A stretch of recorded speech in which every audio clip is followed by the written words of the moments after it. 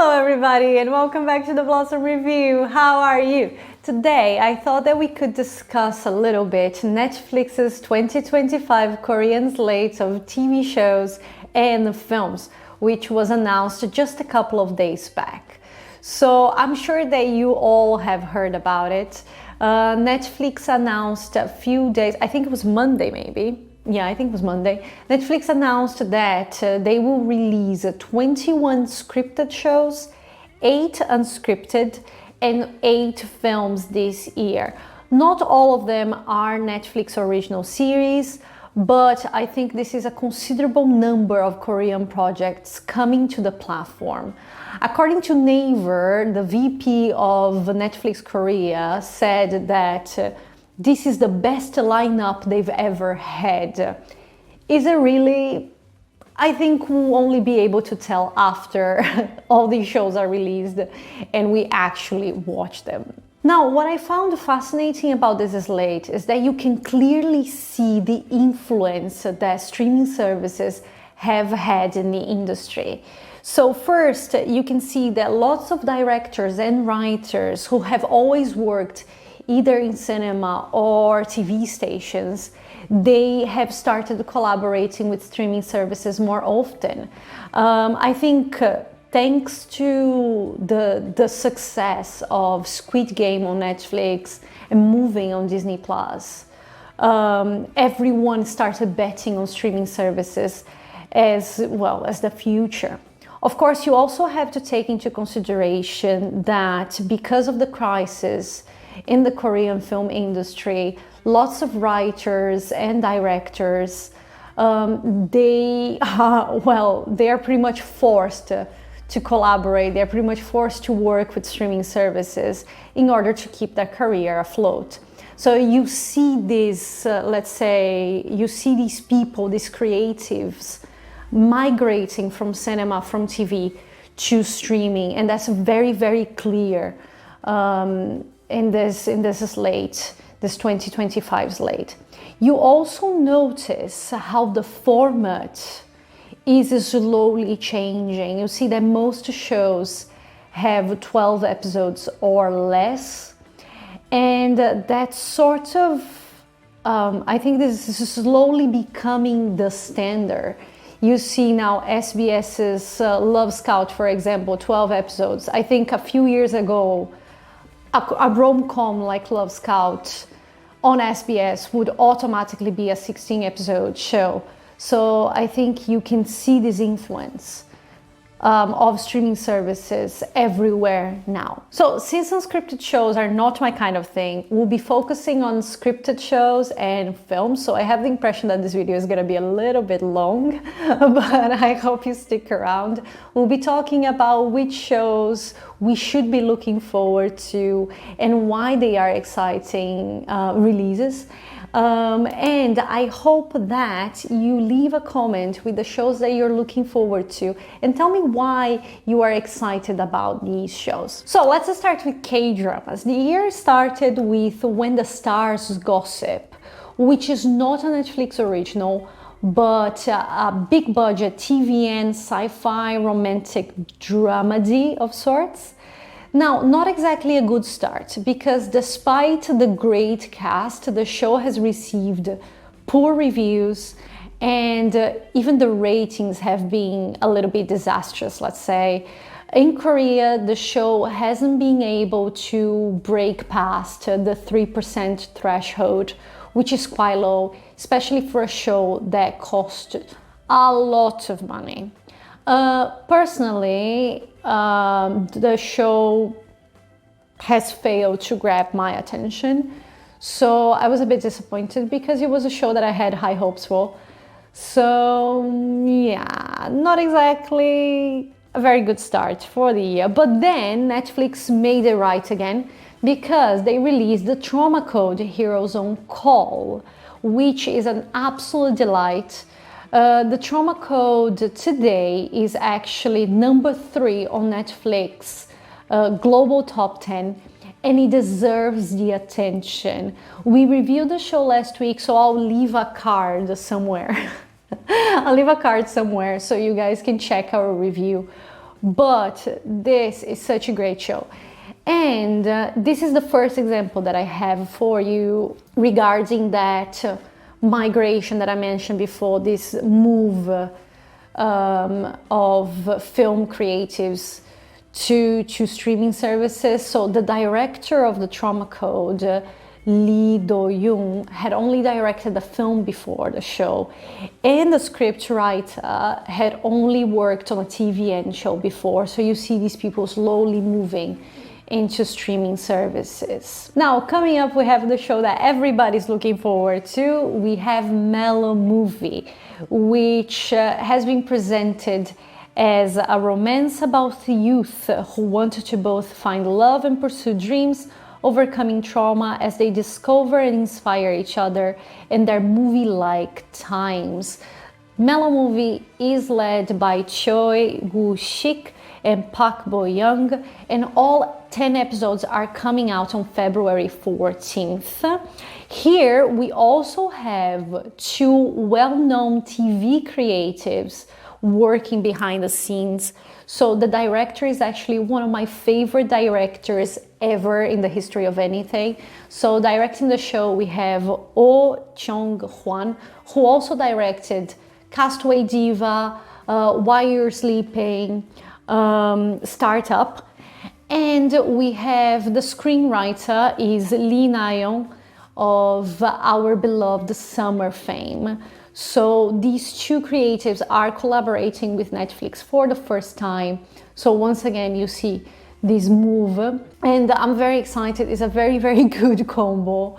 I'm trying to keep my expectations low because past disappointments have traumatized me, but I'm very, very excited to watch this one. Another exciting release coming up in the next couple of months is The Potato Lab, which is coming out on March the 1st.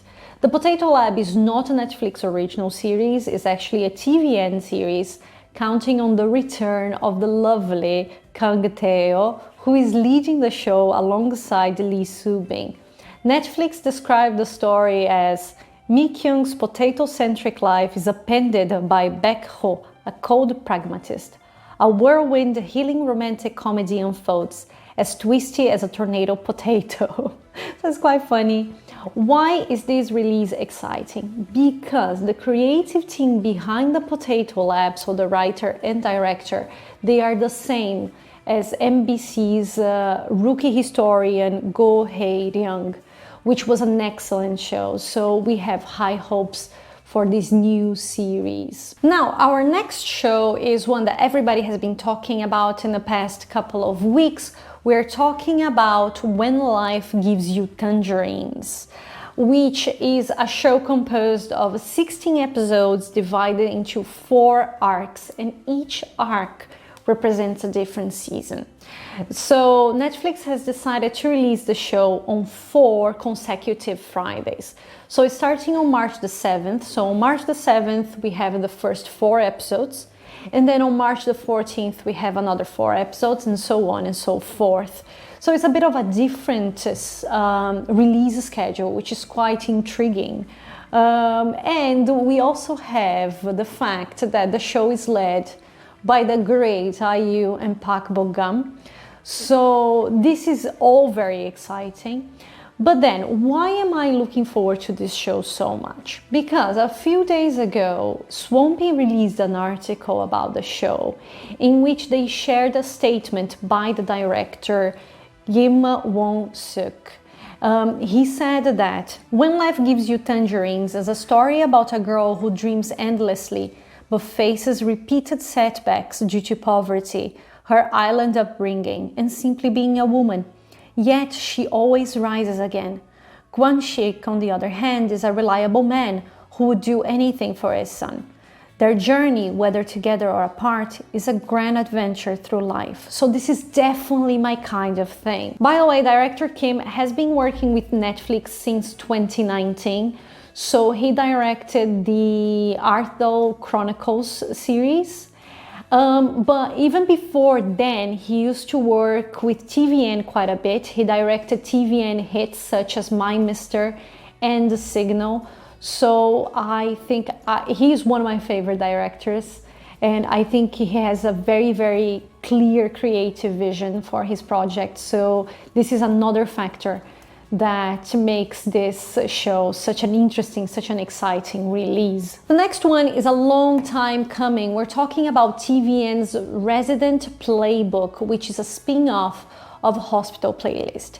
If you don't know the story, Resident Playbook started production over a year ago, and it was initially scheduled to be released right after Queen of Tears.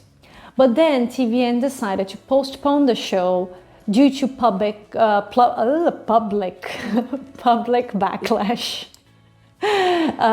to the doctors' strike in Korea. Even though the medical crisis is still ongoing in Korea, they've decided to release the show in April. According to Pink Villa, TVN cannot delay the show indefinitely because of their contract with the OTT platform. So I have the impression that this show is only coming out because there is some pressure from Netflix on TVN. So if this is a good show, I think we have to thank Netflix for it. So it is a show about medical residents struggling with everyday challenges as they strive to become good doctors, great doctors. So it sounds good. I think if it carries the same spirit of Hospital Playlist, I think this has great potential, and you also have a great cast. So let's see how it goes. Our seventh title is Heavenly Ever After, which is a JTBC show being released internationally through Netflix. And I think this is a very, very curious show, not only because of the premise, but because of the creative team and the cast behind it. So this show gives me serious delight in your eyes flashbacks, because it is directed by the same director, and it is led by the great Kim Hye-ja, Han Ji-min, and Lee Jung-yoon. So pretty much they got half of the cast from The Light in Your Eyes and the director and just created a new show with it. Now, the official premise is, upon arriving in heaven at the age of 80, Hye-suk reunites with her rejuvenated husband, Nak-jun, leading to a romance that transcends their earthly lives. So I think this is a very refreshing premise. And I think the show has a lot of potential, actually, especially because the script was co-written by Lee Nam-gyu, the screenwriter behind Netflix's Daily Dose of Sunshine, which is easily one of the best shows that Netflix has released in the past few years. So I'm very excited about this one. It should be coming out in April, so let's see. Now, the following titles don't have a set release date yet, so we're gonna divide the year into quarters. So first, we're talking about Q2. Now, Netflix usually invests in a lot of dramas, rom-coms, romances, life dramas, this sort of thing, some magical dramas as well. So it's not, usually when we talk about sci-fi and action, we think about Disney Plus, right? But you notice that in this slate, they're trying to vary things a little bit, and maybe bring some people from Disney Plus to Netflix. So for example, in Q2, we have a title called Mercy for None, which is So Ji-sub's very first Netflix original. This is an 8-episode series that is a noir action drama in which a man who left the world of organized crime returns 11 years later to investigate and avenge his brother's death. Now, what is exciting about this drama is that this is the director and the writer's very first big project. I couldn't find anything about them. So pretty much they are new names in the industry. So it's very exciting to actually see somebody different creating stories. So I think this is gonna be quite exciting. Next, we have what seems to be a very standard rom-com called Tastefully Yours. This is not a Netflix original, this is a ENA rom-com, an ENA show led by Go Min-shi and Kang Ha-nul. So this is pretty much a recipe hunter and a very stubborn chef. They start working together in this small town in South Korea. And yeah, so common enemies, two lovers sort of show. Sounds exciting, especially if you like this sort of thing. So this might be a good show to add to your watch list. Next, we have Karma. Karma is a 6-episode Netflix original written and directed by Lee Il-hyung. So director Lee is actually a film director. He directed 2022's Remember and 2016's A Violent Prosecutor. Karma is actually his very first K-drama. Netflix described the show as a high-tension crime thriller in which 6 people are caught in an unbreakable karmic loop, each bound by reckless choices that spiral out of control. So another very exciting show. I think it's good. I like the idea. I love cinema, and it makes me sad that you have those people that are now doing dramas because maybe they don't have the opportunity to make films anymore, and that worries me. It makes me sad. But I think it is good to have these film directors directing K-dramas because they have a completely different vision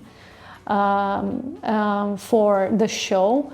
I think a good example is What Comes After Love. We talked about What Comes After Love here, and we discussed a lot the symbolism behind the show, the cinematography, and if I'm not mistaken, What Comes After Love was directed by a film director, and What Comes After Love was his first K-drama. So you see that they have a different perspective, and it's kind of nice to watch that. So I have high hopes for Karma. Now the next one is a show that everybody has been looking forward to. We're talking about Weak Hero Class 2. Quick reminder that Weak Hero Class 1 was one of Wave's most successful shows in 2022, and the sequel is now being released, produced and released through Netflix. The creative team behind the show is exactly the same creative team behind the first series. So we are hoping that despite the change in the streaming service and everything, the vision that the creative team had for the show will remain consistent. So everybody's looking forward to, because the first series was excellent. So we are hoping that the second season will live up to that expectation.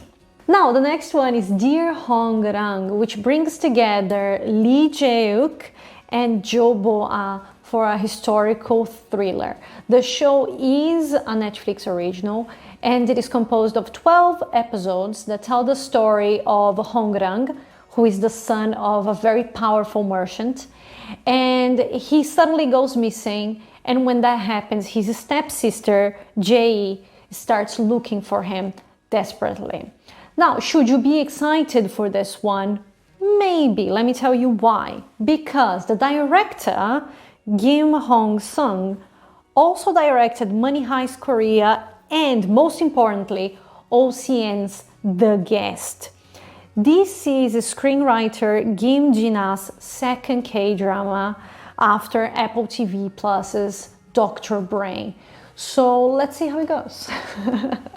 And of course, on June the 27th, we have Squid Game 3. I don't think I need to talk about Squid Game because everybody on the face of the earth knows this show.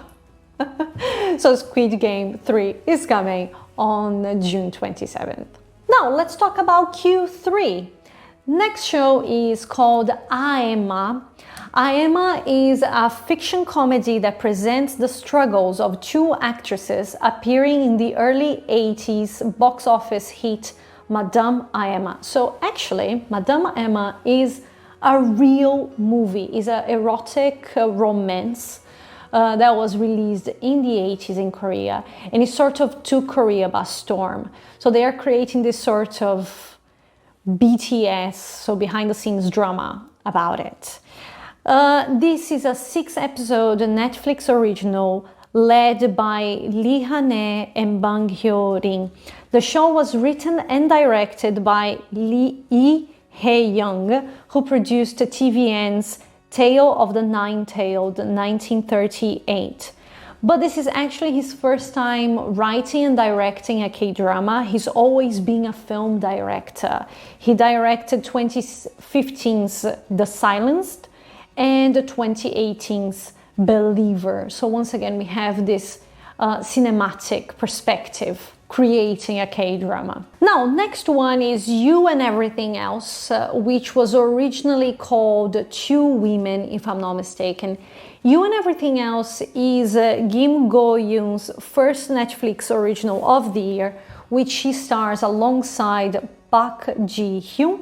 The official premise is You and Everything Else chronicles the journey of two friends who have an enduring, complicated love-hate relationship. They find their lives linked as they cross each other's paths through various phases in life.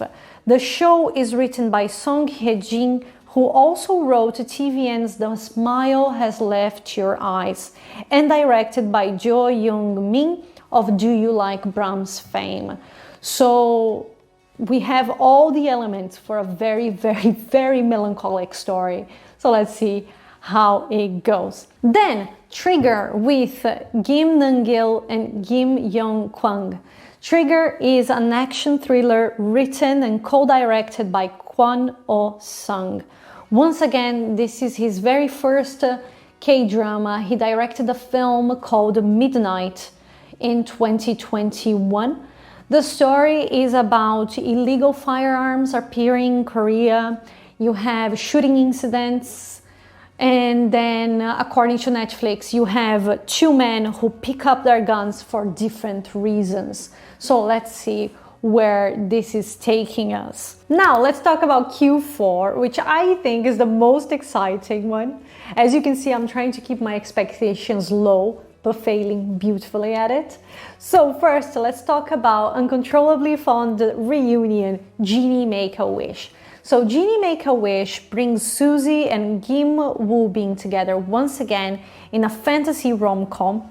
The official premise is Genie, a magic spirit in a lamp who has come back to the human world after a millennium of his career being put on hold, encounters Ga Young, an impassive woman who goes through the motions of life by her grandmother's rules and her own routines. Am I excited? Yes. But not only because of Suzy and Woo Bin, but because the show was written by the one and only Kim Yoon-suk, who also wrote The Glory, Mr. Sunshine, and Goblin.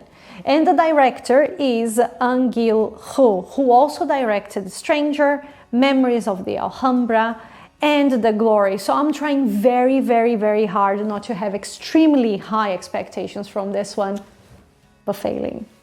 So very, very exciting. Genie Make-A-Wish. Next, we have As You Stood By. As You Stood By is an adaptation of Okuda Hideo's novel Naomi and Kanako. The book was adapted into a series in 2016 by Fuji TV, and now we have this Korean adaptation directed by Lee Jung-rim, who also directed Revenant a couple of years ago. The premise is, faced with a dire situation with no end but death, two women resolve to murder and become entangled in a chain of unforeseen events. So leading the show, we have Jeon So-ni and Lee Yoo-mi. So this is very, very intense, very dark, so kind of different, completely different from Genie Make-A-Wish, I guess. Now, the next one is a show that I've been counting down the days for ever since they first announced the show a couple of years back. We are talking about Can This Love Be Translated? So the premise is very, very straightforward.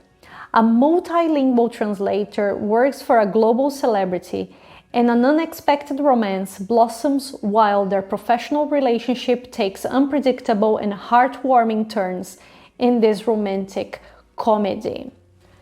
Sounds very cliche, yes, I know, but I am very excited for a few reasons. First, the cast is led by the one and only Kim Song-ho, who is one of my favorite actors, and Go Yoon-jung as well. Number two, this is Fukushi Sota's very first K-drama, and I'm really looking forward to seeing how that goes. And number three, the show was written by the Hong sisters, who have written hits such as Alchemy of Souls, Hotel de Luna, and A Korean Odyssey. Helping the project, we have the director of Queen of Mystery, Yoo Young-eun. So, can this love be translated? Guys, I really can't wait to watch this one. And I really hope it doesn't disappoint me. Next, we have The Price of Confession, which is Kim Go-eun's second Netflix project of the year. This time she's working alongside Jeon Do-young in what seems to be a very intense thriller. The premise is a woman suspected of killing her husband encounters a mysterious woman called a witch, and the secrets they harbor unfold. Once again, this is the scriptwriter's first K-drama. Kwon Jong-kwon is a film scriptwriter who wrote 2016's Proof of Innocence. The director, Lee Jong-hyo, also directed The Crash Landing on You, Romance is a Bonus Book, and Life on Mars. So we have an interesting mix in this creative team. And of course, you have an excellent cast. Now, last but definitely not least, we have Cashero. I don't know how to pronounce the name, but it's a mix of Cash and Hero, okay guys? So we have Cashero with my dear Lee Juno. I feel that this is Netflix's response to Disney Plus's Moving, but who knows if they'll be able to create something as great, or they'll be able to turn this into such a hit like Moving.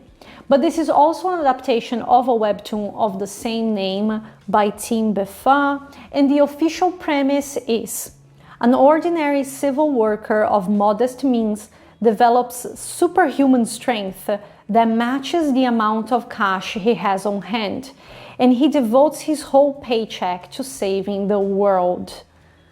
Sounds very cute, and I watch absolutely everything that Juno does, so count me in.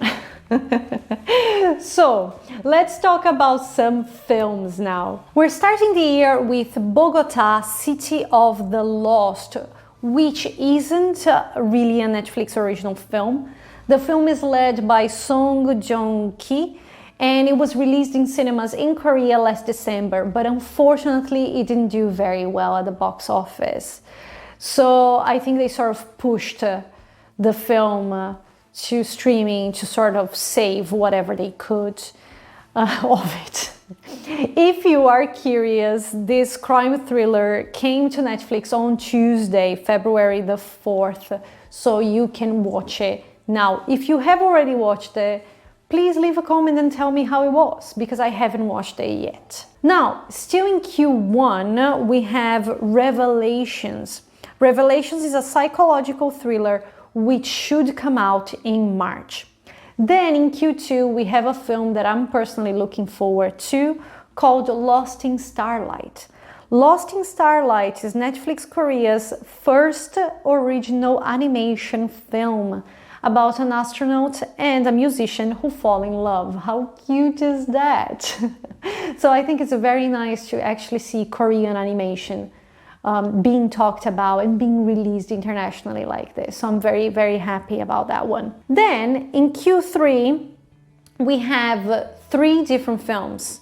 We have mystery thriller Wall to Wall, youth romance Love Untangled, and the Kill Bok-soon spin-off Mantis. In Q4, we have plane hijacking drama Good News and the dystopian drama The Great Flood. So lots and lots and lots and lots of things to watch. Where are we gonna find the time to watch all of these? All in all, I think that, like I said before, I can't say if this is excellent or not, if this is the best one yet or not, without having actually watched these shows.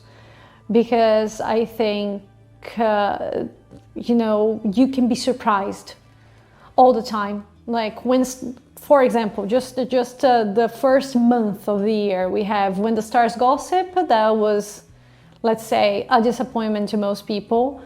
But then you have The Trauma Code. That was a bit of a surprise release and everybody loved it. So you never know what's coming. But I think in theory, this is an excellent slate. You have a lot of different projects coming up. And I think it makes me happy to see more investment into the Korean entertainment industry. And what makes me happy is that Netflix guarantees a wider international distribution.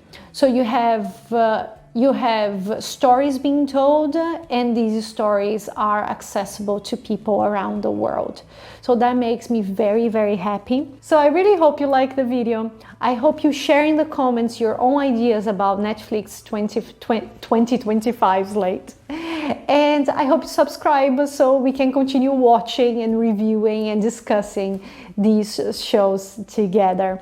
So next week, we'll be talking about romantic Japanese dramas to watch before Valentine's Day, because of course Valentine's Day is coming up. So I hope you take care of yourself, and I hope to see you here next Thursday. Stay safe, have a lovely day, and have a lovely weekend ahead. Thank you so very, very much. I'll see ya. Bye.